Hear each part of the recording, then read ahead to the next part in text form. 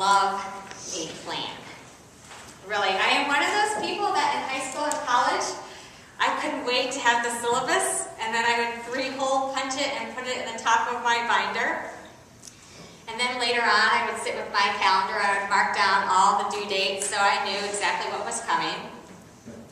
I liked that once everything was in my calendar, I had a sense of order and control, and everything was laid out there for me to see.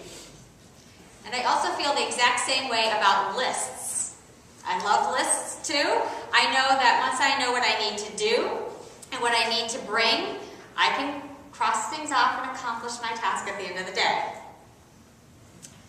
Tell me what to do, and in order to get what I want, and I will do it. Naaman and I would have gotten along very, very well, I think. He is a man with a plan. And not only does he have a plan, but he brings along, and this is what I love about him, he brings along 10 sets of garments. And I'm sure that there would have been some tunics in there, and I could pair those very well with skinny jeans. And so I'm really into Naaman. I like him. However, he also has this great plan. He has a letter from the king. He has 10 talents of silver and 60,000 shekels of gold. The perfect plan to buy a cure for what ails him. At least that's his hope. Plus, as we all know, everything seems a bit more manageable with a plan. Except when things don't go according to plan. I have a friend who once joked with me that she was down to plan G. And my response was, what's plan G? Plan God? And we laughed about this, but she was basically saying that she'd already gone through 6 different plans to try and accomplish one thing. Plan G or not, things were not going according to her plan, and things most certainly were not going according to Naaman's plan. The king of Israel, to whom Naaman goes with all his stuff, is so not on board with Naaman's plan. So now what was Naaman to do? Well, the good news is Elisha sends for Naaman, right? And since Elisha is a messenger from God, Elisha must be on board with the plan. Surely God is clued in to Naaman's plan. But apparently not. Nobody seems to have paid attention to all the strategic preparations that Naaman has devised. Nobody seems to be following the plan. Not even God. So Naaman, he's down to at least plan D by this point, and nothing has changed for the better. Nothing has been fixed, and nothing has been healed. At least, not that he's aware of so far. Naaman may not actually be aware of all that is in need of healing. But not only does it seem as if his plan is failing, but God's plan doesn't seem the least bit viable. Muddy water does not heal a person. Bacteria-infested, filthy waters typically just make people sicker, or in the very least, messier. So how in the world did Naaman actually end up in the muddy waters in foreign lands? I mean, he does actually end up doing the unthinkable, doing something that defies understanding or explanation. He dips himself into something that is muddy and murky, something that is totally foreign and unclear to him. And I wonder if it's because maybe on some level, he knew that he had nothing left to lose. Which makes sense to me. Sometimes in the most desperate of times, we'll try anything. I bet if God had said to him when he was back in Aram, here's what you need to do, Naaman. Just go over to Israel, jump in the waters, and then you'll be all set. Naaman wouldn't have gone. It's a terrible plan. Just doesn't make logical sense. Like prayer. How in the world could that accomplish anything? And then in some desperate moment, when there's nothing left to lose, you'll try anything. Even prayer. Even muddy water. Even Jesus. Anything to know just a little bit of healing. Left to his own devices, muddy water is the last thing Naaman would have tried. So not in the plan. It's a good thing that God doesn't have a plan. You heard me correctly. I said it's a good thing that God doesn't have a plan. At least not in the ways that we understand plans to work. See, I struggle a bit with this idea of God having a plan, and let me explain why. There are many times that people will be facing something traumatic or something painful, and they will say to me, almost apologetically, well, there are people who have it worse than I do. I know that God's got a plan.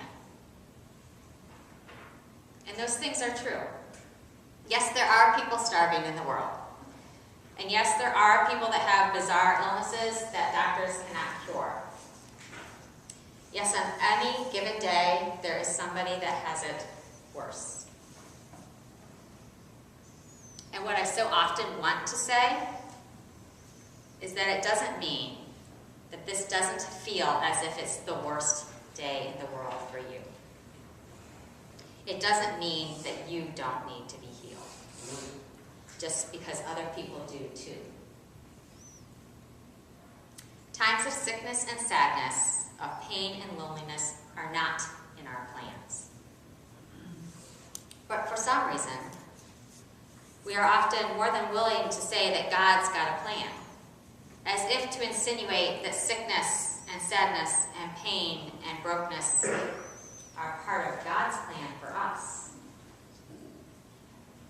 Now, before you think that I'm going to say that God spun us out there into the world with no plan whatsoever, let me indeed say that God does have a goal for the world, for us, for Naaman, for the unnamed man with leprosy. See, it would be easy, and trust me, I have done this. It would be easy to point to all the people in need of healing in our lives and say, Jesus, if you would just choose, then they could be healed. It would be easy to become envious of Naaman and the leper's miraculous stories of healing if all we did was look at the outcome. Because we have the luxury of meeting them once they have already been healed. We only remember the healing. We only see the hope. We ultimately remember the miracle because that's the important piece. That's the piece to cling to.